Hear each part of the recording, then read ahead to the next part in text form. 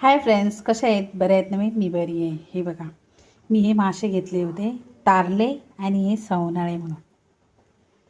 ह्याची आमटी बनवलेली आहे आणि हे आता मी फ्राय करणार आहे. हा मसाला लावून ठेवलेला आहे, थोडा वेळ लागायला पाहिजे ना म्हणून. आता ते आपण फ्राय करू. चला,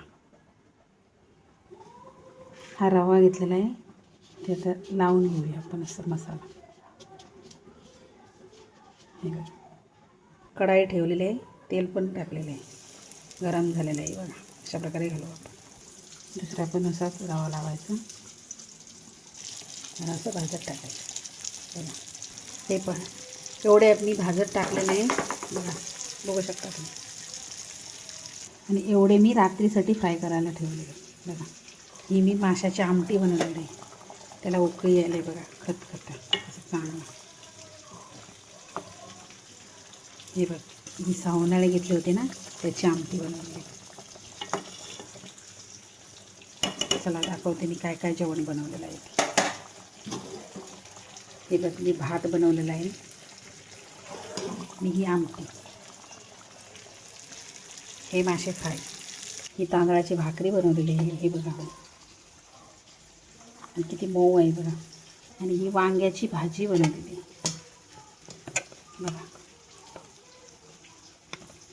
किती झणझणीत झालेली आहे बघा वांग्याची भाजी. आज आपली गोवन थाली रेडी होणार आहे. आणि ही करी बनवलेली आहे मी, सोल करी. हे बघा, अशा प्रकारे फार चांगली लागते. आता फिश असतात ना, तेव्हा करी ही पाहिजे, चांगली असते. खरंच अप्रतिम झालेली. आणि दाखवते, हे मुलांसाठी माझ्या बटाट फ्राय केलेले आहे. बघा, हे मला ना कंटिन्यू करावं लागतं रोज.